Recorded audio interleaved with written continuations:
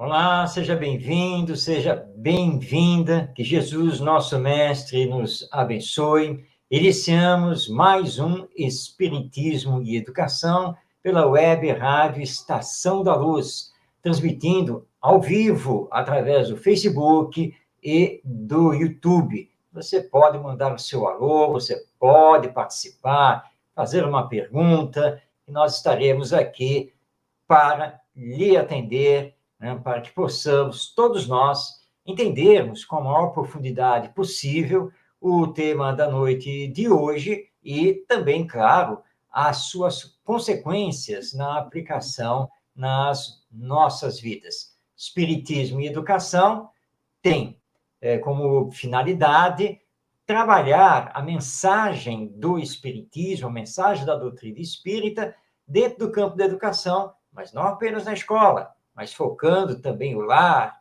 a família, a responsabilidade dos pais, dos professores, dos educadores, de uma forma geral. Eu, Marcos Demário, agradeço a sua companhia e também já aqui do lado na tela o nosso querido Ronaldo Gomes. Muita paz, saúde a todos. Mais uma vez aqui, aprendendo uns com os outros. Muita paz. Muito bem. Hoje é a quarta parte da série Kardec, os Espíritos e a Educação. Portanto, o quarto programa que nós estamos desenvolvendo esse tema, e onde estamos explorando o conteúdo de O Livro dos Espíritos, a obra básica do Espiritismo, e destacando aqui perguntas e respostas que estão diretamente relacionadas com a educação.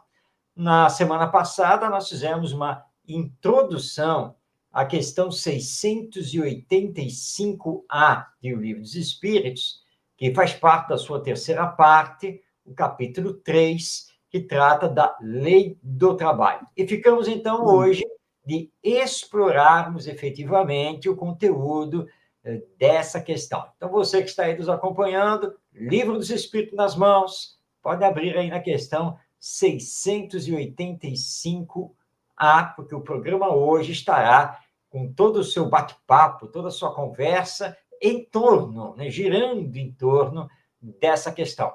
É isso, não é, Ronaldo? Perfeito, Marcos. Eu já quero até iniciar com a pergunta 685A. Mas que há de fazer o velho que precisa trabalhar para viver e não pode? E aí? Mas que há de fazer o velho que precisa trabalhar para viver e não pode? Aliás, eu não vou nem responder ainda. Marcos, e o que é estranho, 1857, e é bem atual. É que interessante, muito atual.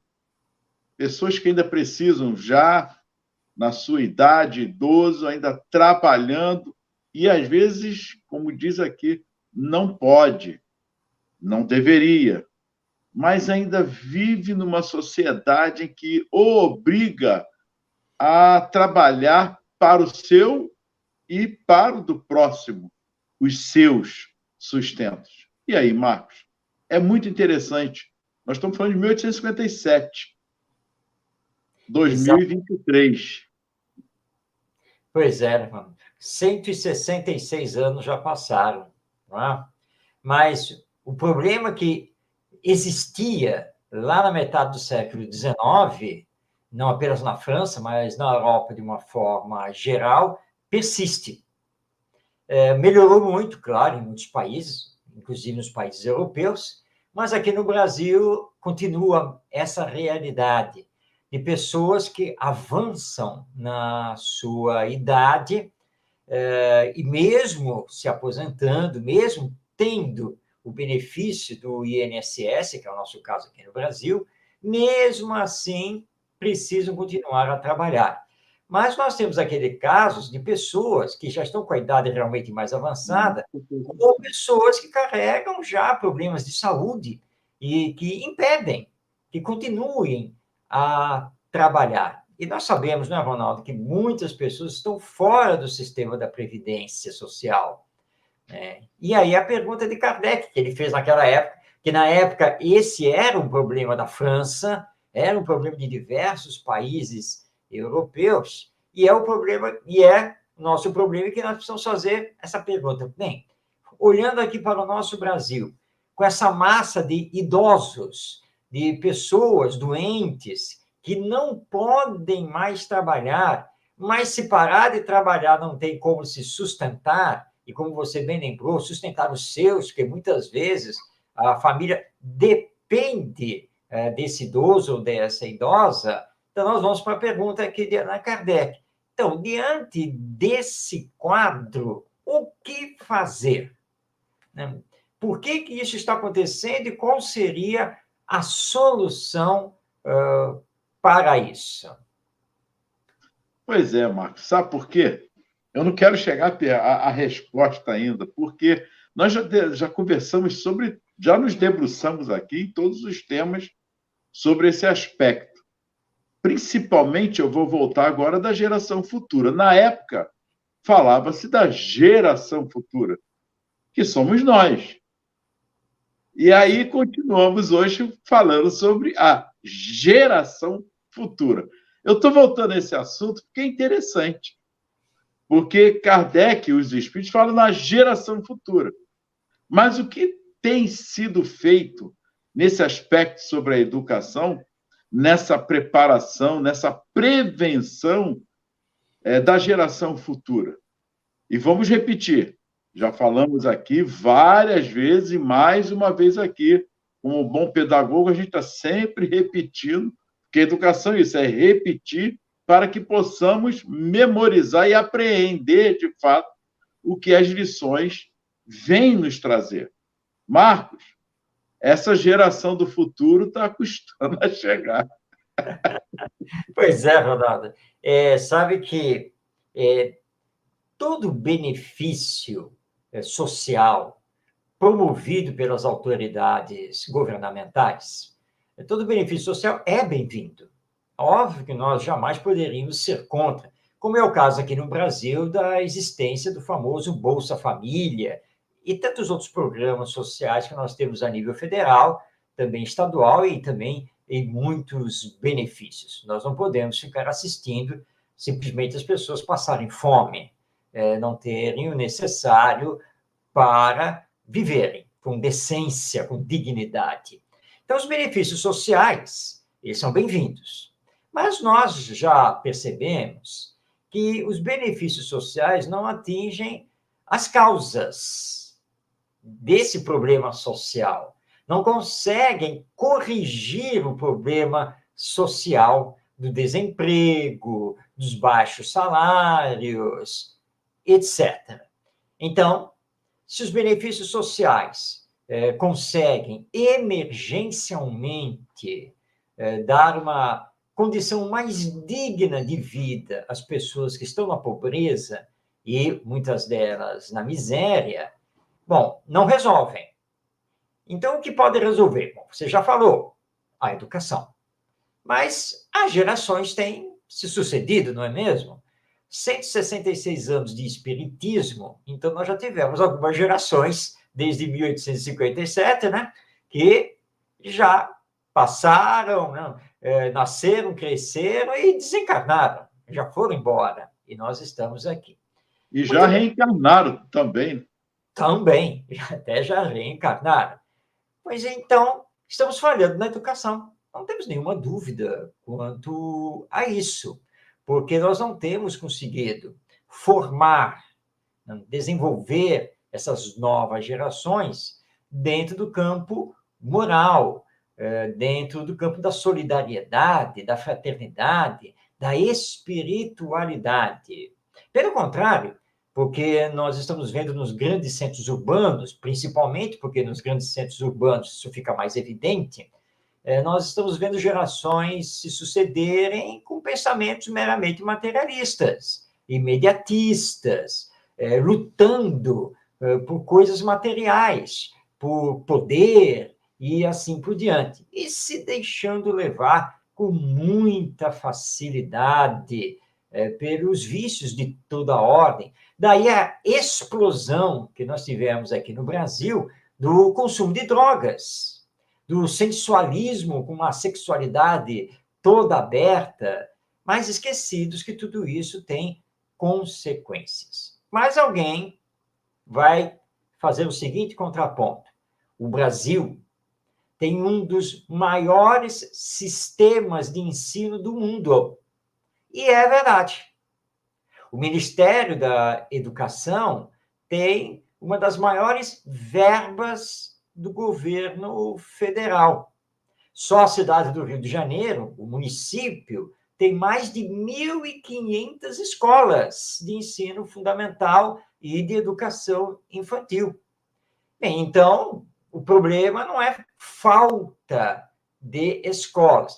Elas podem até não estar equitativamente bem distribuídas, mas o número de escolas públicas aqui no Brasil é um número fantástico. Essa é a verdade. Tudo bem, elas são carentes fisicamente, são carentes de materiais didáticos, pedagógicos, os professores não são tão bem pagos como poderiam ser. Sim, existem todos esses problemas, mas nós temos uma rede escolar muito grande. Temos uma fuga também grande de crianças e jovens da escola, que é outro problema a ser enfrentado.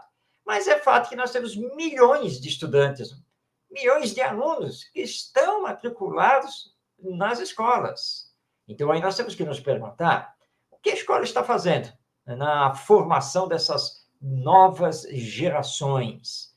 Está falhando em alguma coisa, mas não só a escola. Nós já abordamos bastante isso aqui no programa, que aí nós temos que olhar a família. Temos que olhar essa família. Isso me faz lembrar, Ronaldo, um caso que é real. Na verdade, esse caso aconteceu mesmo, ele é relatado pelo Mário Sérgio Cortella, esse grande educador brasileiro, e o Cortella diz que era um grande pesquisador, doutor, cientista, não, era sumidade, na sumidade, e que ele tinha um filho, tá? Filho mais ou menos ali, não, tinha dois filhos, ele tinha dois filhos, um mais ou menos na casa dos 8 anos de idade, o outro na faixa dos 10 anos, mas ele tinha se separado da esposa, mas tentando, né, manter, né, o contato com os filhos, tal, ele marcou com os filhos um dia para levá-los para almoçar fora no restaurante. Chegaram e tal, aí ele sentou lá com os dois filhos, e os dois garotos entristecidos, e o mais velho emburrado, aí falou umas palavras meio ríspidas lá para o pai, e o pai meio conturbado, mas só que estava sentado na mesa ao lado um psicólogo, também muito conceituado, e ele começou a prestar atenção, né? E percebeu que tinha um problema sério ali de relacionamento entre aquele pai e os filhos. E esse psicólogo, quando olhou, reconheceu o famoso cientista sentado na mesa ao lado. Ele aproveitou isso, levantou, foi até lá, dá licença, é uma honra conhecê-lo e coisa e tal, né? Não sei o quê. Ah, são seus filhos? São meus filhos e tal. Puxa, doutor, o senhor é psicólogo, me ajude aqui. Mas o que foi? Pois é, porque estou com um problema com os meus filhos aqui, sabe? Separação, essa coisa e tal. Aí o mais velho pegou e disse assim espontaneamente: Eu acho que eu sou o pior filho do mundo. Aí o pai parou, né? Como assim? E o psicólogo olhou para ele: Por quê, meu filho? Porque papai está sempre me dizendo: quando é que você vai aprender? Quando é que você vai ser alguém? Você nunca sabe fazer nada, não? Você tem que melhorar essas notas na escola. E não sei o quê. Então, eu já cheguei a essa conclusão. Eu sou o pior filho do mundo.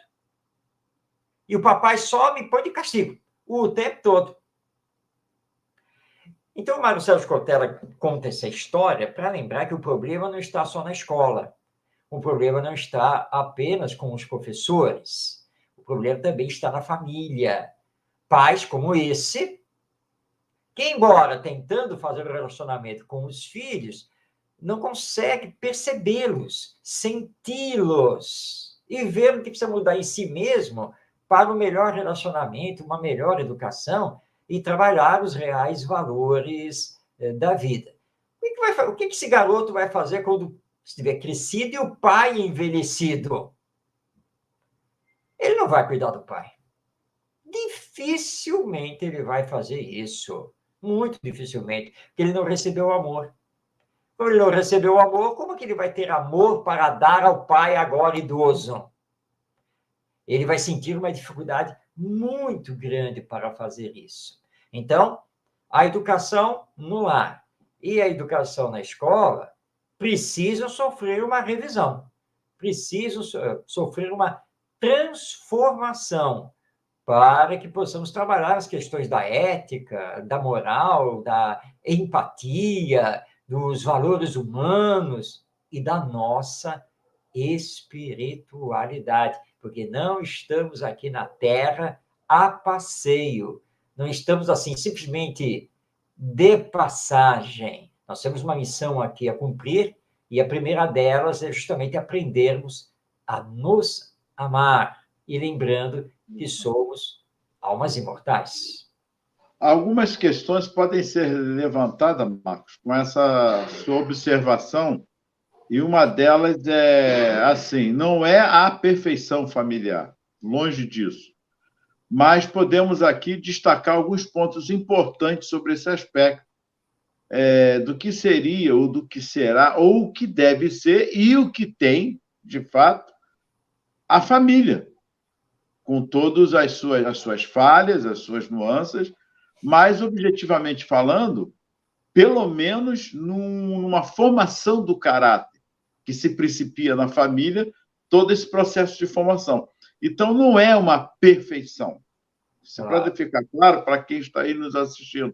Mas, se a família é a base, é núcleo, são os núcleos, a família são os núcleos de uma sociedade, essa família ela precisa, então, reaver esse processo de educação familiar. Podemos afirmar assim? Sem dúvida alguma, Ronaldo. É exatamente isso. Tem que reaver, resgatar o processo educacional da formação do caráter, do desenvolvimento das virtudes, do combate às más tendências que o espírito está trazendo, e todos nós trazemos, porque o planeta Terra é um mundo de expiações e provas, e nesse mundo de expiações e provas só reencarnam espíritos imperfeitos. Essa é a nossa grande verdade, e não adianta tentarmos dourar a pílula, fingir que não é isso, porque é. Todos temos que nos trabalhar incessantemente na autoeducação, na autotransformação. Isso é incessante, para que possamos ser o melhor exemplo possível, justamente para as novas gerações, esses espíritos que estão reencarnando. É urgente que nos centros espíritas, por exemplo, nós priorizemos termos ligados à família e educação dos filhos. O que os pais realmente precisam fazer, a importância dos exemplos, o gravíssimo problema da hipocrisia, que, aliás, Jesus já puxava a nossa orelha, né? Quando olhava para a nossa bando de hipócritas, me louvam pelos lábios, quando o coração não quer nem saber da caridade, de coisa nenhuma. E nós temos que tomar cuidado com isso, porque não podemos falsear a educação sendo falsos educadores, sendo falsos moralistas. Não é isso que o Espiritismo prega, e muitas pessoas confundem isso.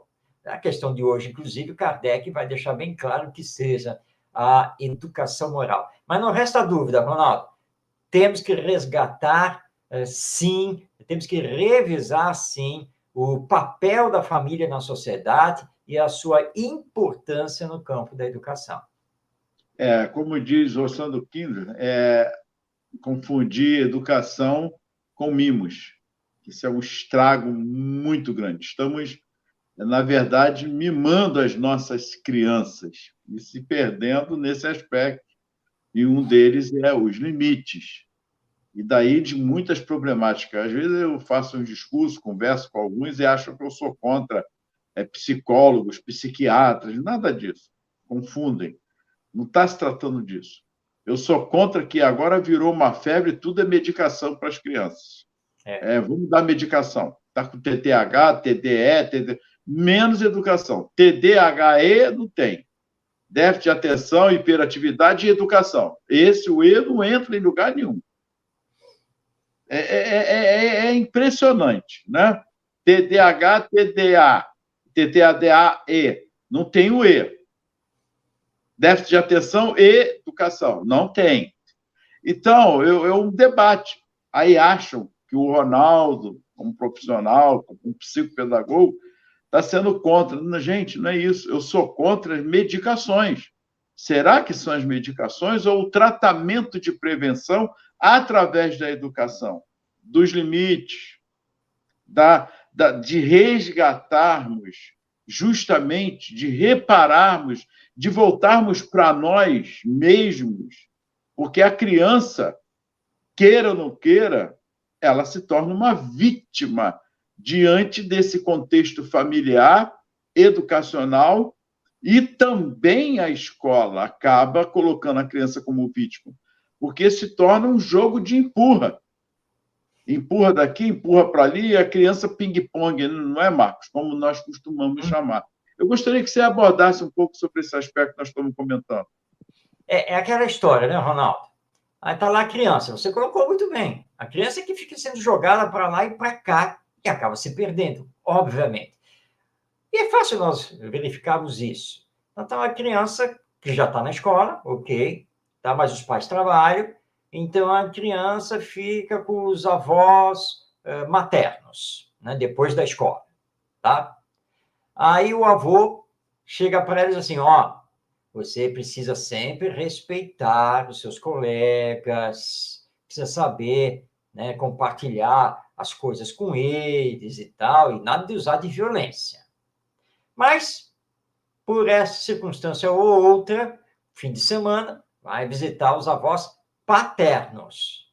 E aí a avó paterna, e aí, como é que você está na escola? Ah, tá assim, assado. Ó, e seja esperto, tá? Não deixa ninguém passar por cima de você, não. Tá? Tem mesmo, ó. E, ó, se pedirem alguma coisa, algo das suas coisas, não dá, tá? Eu não sei o quê. Ou seja, né? Então, a avó paterna fala tudo o contrário do avô materno. Mas tem os dois, mas tem os pais, né? Papai e mamãe estão nisso. Tá? Aí, papai fala A, mamãe vai falar B. Agora, o problema é que o papai fala A, mas ele faz B. Olha o problema. Então, é uma contra... Aqui, e a criança está nesse meio. Bom, e agora? Eu obedeço o vovô aqui, eu obedeço a vovó lá. E em casa, a mamãe sempre acha que é B e o papai sempre acha que é A. Nunca estão de acordo. E para piorar a situação, o papai me faz maior sermão, maior discurso, né, para a direita, mas ele mesmo só vai para a esquerda. E agora? Eu devo obedecer, eu não devo obedecer, eu devo respeitar, não devo respeitar, eu devo compartilhar, eu não devo compartilhar, eu devo agredir, não devo agredir, eu posso, não posso. Olha que situação. Então, é que nem aquele exemplo que nós sempre damos, né, Ronaldo? Você gosta de trabalhar muito isso, né? Quer dizer, nós transformamos a criança na bolinha lá do tênis de mesa, né, que fica, né, sendo jogada para lá e para cá, para lá e para cá. Aí a criança dá problema. Não vai bem na escola, não tem limites, está respondendo junto com os pais, está com algum transtorno. Ah, deve estar com algum transtorno. É um TD de alguma coisa aí. Então, como você colocou, vamos, psicólogo. Ok. Então, um psicólogo que vai fazer o seu trabalho, obviamente, tá? Vai tentar detectar isso ou aquilo com foco apenas na criança. Mas, apesar da terapia, continua dando problema. Mas é óbvio, né? Porque o que a cerca não mudou, continua tudo a mesma coisa. Então, precisamos de algo mais forte. Psicólogo não deu. Psiquiatra. Vamos a um psiquiatra, porque tem algum problema aí. O psiquiatra também vai fazer lá o seu trabalho, mas o entorno continua o mesmo, com as mesmas situações. Né? Então, neurologista, deve ter algum problema aí, né? Alguma coisa de neuro. Não. Então, psicólogo, psiquiatra, neurologista, todos são importantes. Todos estão fazendo o seu trabalho e todos estão tentando o melhor para essa criança. Mas ninguém atentou para o E de educação, como você colocou. Mas, gente, e a educação? Não entra nessa história?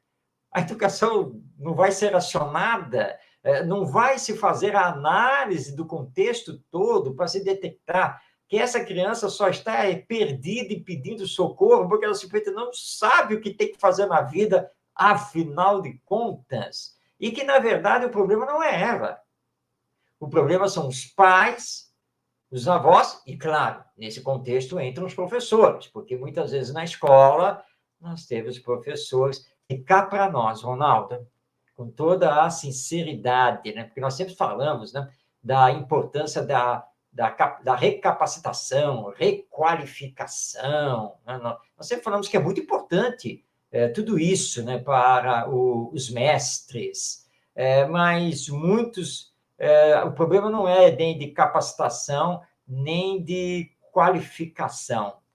Muitos realmente precisam passar por uma recuperação pedagógica, afetiva, muito grande, porque estão com valores invertidos, não estão dando bons exemplos dentro da própria escola, e tudo isso contribui para que a criança realmente se sinta perdida, e não saiba os seus próprios rumos, ainda mais que ela está em formação não apenas orgânica, mas psíquica.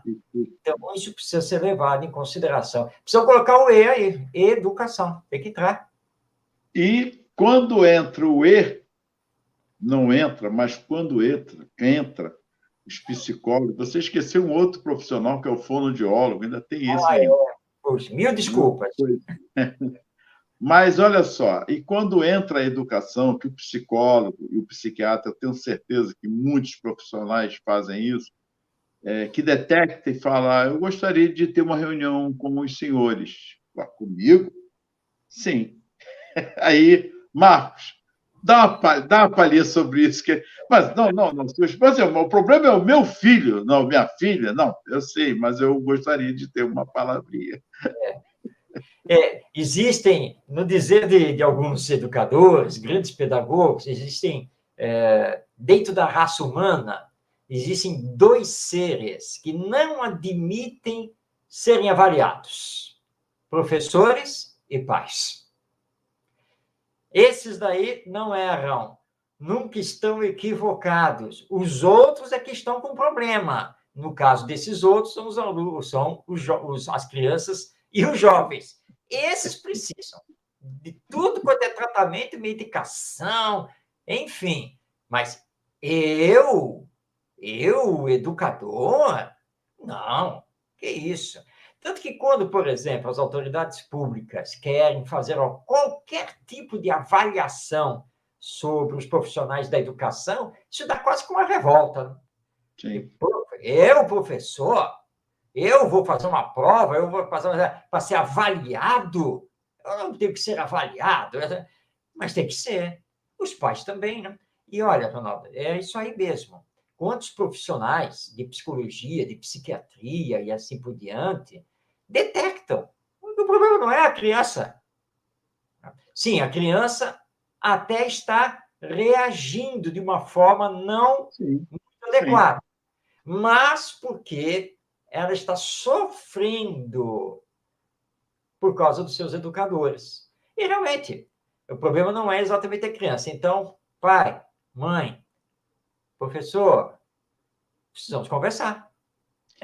E os professores e os pais precisam começar a entender que tem que ter essa humildade de reconhecer que também erram, que também precisam de orientação, corrigir rumos, isso é natural. Nós não somos perfeitos, acabados, nós estamos num processo de aprendizagem contínuo. Então, sim, com certeza, Ronaldo, tanto pais quanto professores precisam, sim, de serem avaliados e precisam ter essa humildade e essa coragem de reconhecer que precisam se transformar e fazer uma alteração nos seus rumos enquanto educadores. E outro aspecto importante aí que cabe uma reflexão é que a criança ela vai crescer. Então, ela já está com todos esses problemas que pode vir a despertar justamente todos esses problemas que nós falamos das deficiências X e Y. E que acaba realmente ocasionando. Se ela não tinha um problema, acaba tendo o problema. Porque disparou esse problema. Algo pode estar acontecendo na família, e como a criança é um ser que absorve, vai absorvendo certas coisas negativas, que ela começa a ficar sem direção. Então, ela começa a ter os problemas. Para onde eu vou? Quem sou eu? Aí entra os contextos até filosóficos, que a doutrina espírita vai explicar, que é a afetividade, o desequilíbrio de todos os aspectos cognitivo e afetivo leva a alguma deficiência. Isso é óbvio. Marcos, mas aí estamos falando da criança com todas essas problemáticas, mas que está começando a se tornar um adolescente, um adulto. E aí, Marcos? A sociedade continua deficitária, porque ele era um adolescente e agora ele é um adulto. Sim, Ronaldo. E é bom nós chamarmos a atenção de nós espíritas, porque às vezes eu ouço uma pérola, né? Quando alguém espírita tem algum problema, né, com criança ou com adolescente na família e vem com aquela opinião já fechada. Isso só pode ser coisa que está trazendo do passado. Mas quem foi que disse que o espiritismo ensina isso? Ou somente isso? Pode ser? Pode, claro, porque são as tendências de caráter do espírito, os problemas que realmente ele está trazendo já de vidas passadas. Mas, só que os espíritas muitas vezes pulam algumas lições aqui do Livro dos Espíritos e do capítulo 5 do Evangelho segundo o Espiritismo, quando entendemos que existem as causas atuais e que você acabou de abordar. Ou seja, a má educação é que levou essa criança, que agora está se tornando adolescente, que agora está entrando para a juventude, a gerar traumas, problemas. Quem eu sou, qual é a minha identidade, afinal de contas, o meu gênero, que está tão em voga hoje, essa discussão, não é algo que trouxe do passado, mas é um desequilíbrio originado no hoje, pelo falseamento da educação, que o levou agora a ser um jovem, a ser um adulto, por exemplo, tímido, ou atirado demais, ou que se perde aí na vida, porque não sabe controlar limites, confunde os valores e assim por diante. Então, não adianta simplesmente jogar para as encarnações passadas. Tem que olhar o que foi feito no campo da educação com ele. Existem os espíritos muito revoltados, que não querem saber dessa educação, que desdenham dos pais, dos avós, se rebelam. Ok, ele está trazendo isso com ele, isso vem do passado. Tá? Então, apesar de todo o esforço feito, ele não quer assimilar. Mas a grande massa, na verdade, está jogada aqui no mundo com falhas terríveis da educação moral, no hoje. Claro que essas falhas também aconteceram no ontem, mas nós continuamos a alimentá-las, porque nós temos um sistema escolar, um sistema de ensino muito grande, mas é exatamente isso que eu coloquei, sistema de ensino. É só isso, tá?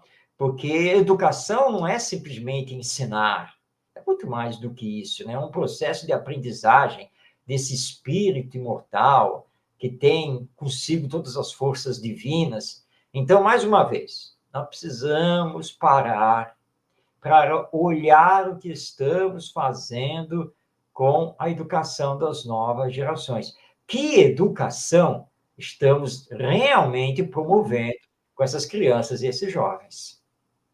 Perfeito, Marcos. Então, a resposta, vou ler a pergunta de novo e vem a resposta. 685A mais, que há de fazer o velho que precisa trabalhar para viver e não pode. O forte deve trabalhar para o fraco. Não tendo este família, a sociedade deve fazer às vezes desta. É a lei de caridade. Está aí. Mas é uma sociedade que realmente prima por uma educação da fraternidade, dos valores humanos, da empatia, do amor ao próximo, de pensar numa geração futura, na preparação do hoje, para que essa geração futura esteja melhor do que ontem, do que hoje, melhor ainda para o futuro. E as observações de Kardec aqui, na nota, né, que ele faz, ele não basta se diga ao homem que lhe corre o dever de trabalhar. É preciso que aquele que tem de provar a sua existência por meio do trabalho encontre em que se ocupar, o que nem sempre acontece. Quando se generaliza, a suspensão do trabalho assume as proporções de um flagelo, qual a miséria. Olha que interessante, Marco. A ciência econômica procura remédio para isso no equilíbrio entre a produção e o consumo, e é o que nós estamos continuando a viver.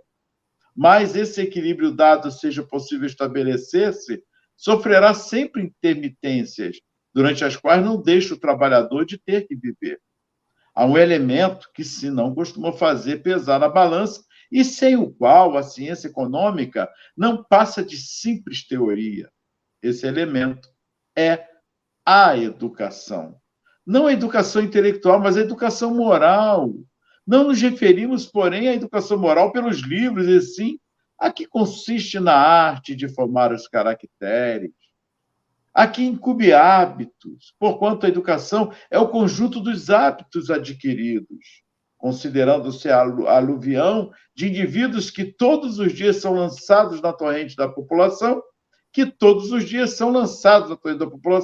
sem princípios, sem freio e entregue a seus próprios instintos. Serão de espantar as consequências desastrosas que daí decorrem?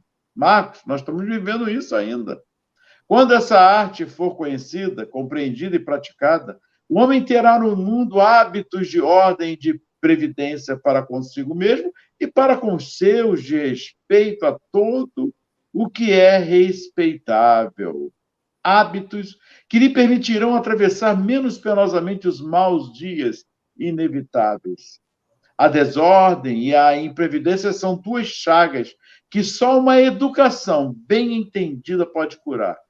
Esse é o ponto de partida. O elemento real do bem-estar, o penhor da segurança de todos. Gente, Marcos, está aí tudo que nós estamos repetidamente, falando várias e várias vezes em nossas transmissões, nosso programa, justamente chamando essa atenção para essa preparação de prevenção, porque educação é um trabalho de prevenção, é um educar, um reeducar-se. Quando nós falamos em capacitação, que é uma palavra que eu não gosto, nós não gostamos, mas é requalificação, numa palavra só, atualizar-se, estarmos sempre nos atualizando, porque a educação ela não é estática, ela é movimento. Ela trata da chaga da humanidade, que nós vamos dar continuidade da semana que vem, que é o egoísmo, na pergunta 917.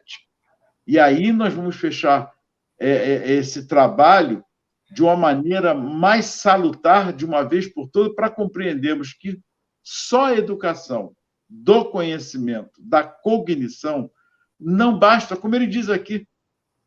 Aliás, Marcos, eu gostaria que você nos trouxesse, na semana que vem, se você assim permitir, é claro, se as letras bastassem, porque ali ele dá uma visão muito clara do que nós estamos aqui conversando.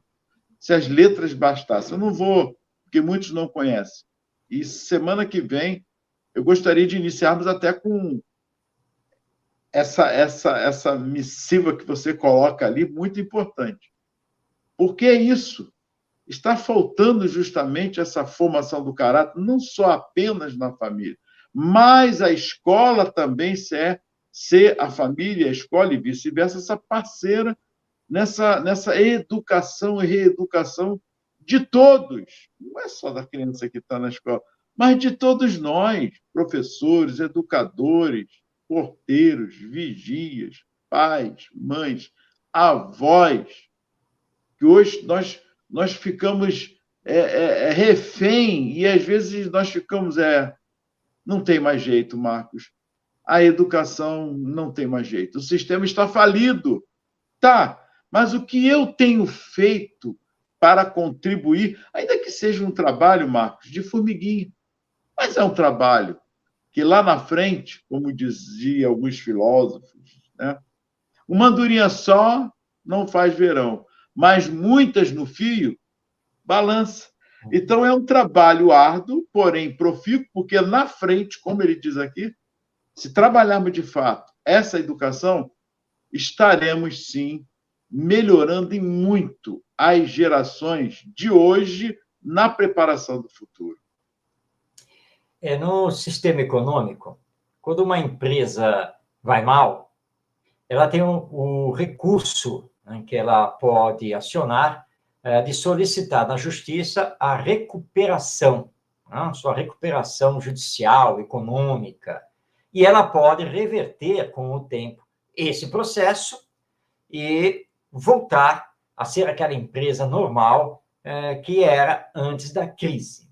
Então, se nós podemos fazer isso numa empresa, se existem todos esses mecanismos, nós não deveríamos ter esse mecanismo para recuperar a educação que está falida, como você bem colocou? Mas nós temos. Tanto nós temos que, no meio educacional, discute-se muito práticas inovadoras, novas ideias, atividades pedagógicas, novos recursos didáticos e metodológicos, a questão da inserção da escola no mundo digital e assim por diante. E nós vemos, então, os governos preocupados em liberar verbas para a reforma das escolas, para melhorar o transporte escolar, a merenda escolar, para inaugurar novas escolas, numa nova concepção pedagógica. Nós estamos sempre assistindo esses movimentos. Há décadas que nós assistimos esses movimentos. Mas tudo continua na mesma. As gerações continuam a se suceder, e como nos diz aqui Allan Kardec no seu comentário, continuam a entrar na sociedade sem freios, sem limites, sem ideais enobrecidos, mas egoístas, materialistas, imediatistas. Ou seja, é que todas as discussões, todos os mecanismos que têm sido utilizados estão divorciados da educação moral. Ninguém quer abordar esse assunto. Ninguém quer tocar nisso. Há um ranço muito grande em relação a isso, porque, se olharmos décadas atrás, a educação moral, de fato, ela foi desvirtuada. Primeiramente, ela foi desvirtuada pela religião. A religião realmente desvirtuou essa questão da educação moral. E depois ela foi desvirtuada pela educação moral e cívica, que chegou até a ser disciplina curricular. Mas nós não estamos falando disso. Como Kardec coloca aqui, não se trabalha educação moral através de teoria, que são os livros que ele cita aqui. Educação moral é, acima de tudo, exercício prático, é vivência. Educação moral deve falar ao coração, ao fundo da alma, precisa sensibilizar. Isso é educação moral. E que Kardec magistralmente colocou aqui como sendo a arte de formar o caráter e também a arte que cria os hábitos, obviamente aqui, os bons hábitos. Isso é, em síntese, educação moral. Mas alguém já vai dizer, isso é o que a família tem que fazer. Claro, não resta nenhuma dúvida quanto a isso. Nós espíritas não negamos essa realidade, muito pelo contrário. Mas, vamos fazer uma pergunta. Mas só a família? Porque a escola trabalha apenas a aquisição, transmissão do conhecimento. O problema moral é da família. Essa separação é que está fazendo um mal terrível no campo da educação. Porque a educação moral pertence tanto à família quanto à escola. Não podemos mais ficar separando uma coisa da outra. Como muitos espíritas fazem com a evangelização. A evangelização é lá no centro espírita no sábado ou no domingo, enfim, o dia da semana que a evangelização funciona no centro espírita. Não, esse pensamento está equivocado. A evangelização é todos os dias, em todos os espaços de convivência e relacionamento. E o espaço de convivência e relacionamento mais privilegiado que nós temos é a família. Não, lá em casa, no dia do Evangelho no Lar, nós colocamos as crianças para dormir mais cedo. Não, tem que colocar as crianças para dormir mais cedo. Tem que adaptar, tem que flexionar o Evangelho no Lar para que as crianças também tenham participação, também possam conseguir ter um determinado tipo de alcance, de entendimento daquelas lições. E possam também receber as bênçãos dos bons espíritos que ali comparecem. Não podem simplesmente afastar as crianças, não, mas no fim de semana eles vão lá para a evangelização no centro. Aí, enquanto eles estão na evangelização no centro, você está no shopping, né? Você está no cabeleireiro, você está no sei o quê, totalmente desligado, divorciado do que o centro espírita está tentando realizar em termos de educação moral. Então, é urgente que nós espíritas nos debrucemos sobre essa questão 685A. E Kardec tem razão aqui no segundo parágrafo, né, Ronaldo, quando ele fala que, ora, se diariamente nós lançamos para a sociedade uma verdadeira torrente, um verdadeiro aluvião de seres completamente despreparados, sem nenhum pingo de espiritualidade, de humanização, de coisa nenhuma, por que nós estamos assustados com os resultados disso na sociedade humana? É lógico isso, é consequência. É consequência natural da falha que estamos tendo na educação. Como é que vamos reverter isso? Programas sociais, econômicos, de segurança pública, etc. Não. Nós só vamos reverter isso quando finalmente olharmos para a educação moral e termos a coragem de começar, de fato, a aplicá-la. Aí sim, nós vamos corrigir todos esses desvios da nossa humanidade. E aí entra os direitos e deveres. Quando se fala em direitos e deveres e respeito, ponto. Já estamos falando em muito desse aspecto moral. Nós estamos nos desrespeitando.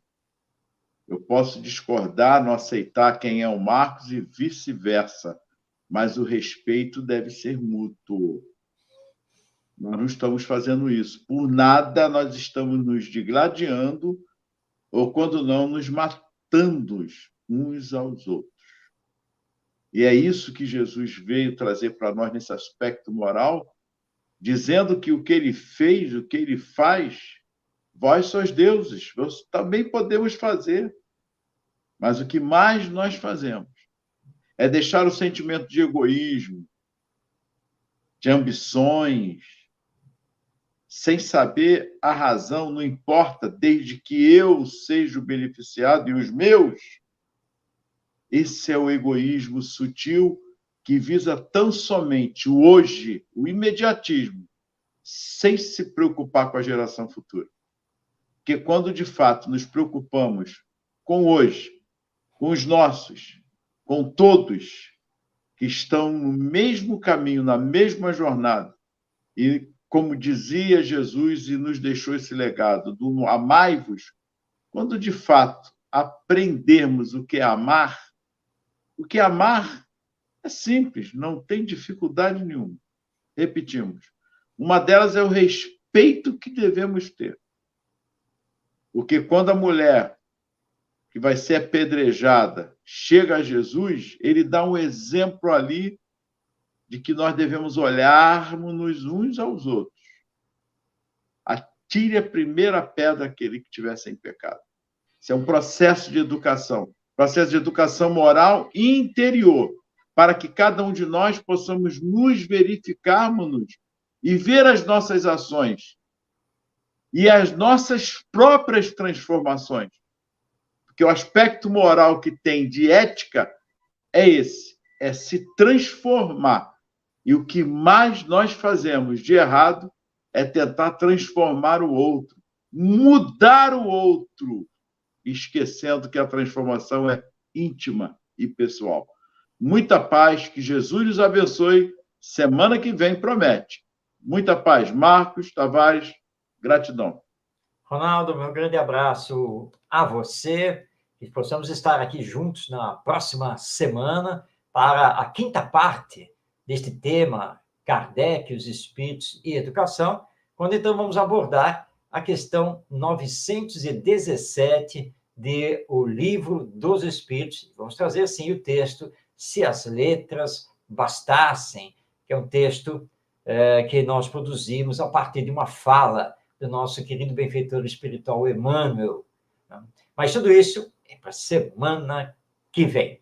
Um grande abraço a você que nos acompanhou. Se você perdeu algum dos nossos programas, basta acessar no YouTube o canal Estação da Luz Tavares. E aí você vai ver a playlist do programa Espiritismo e Educação. E lembre-se, nosso programa vai ao ar toda segunda-feira, a partir das 8h30 da noite. Que Jesus, nosso Mestre, nos abençoe. Um grande abraço a você e até semana que vem.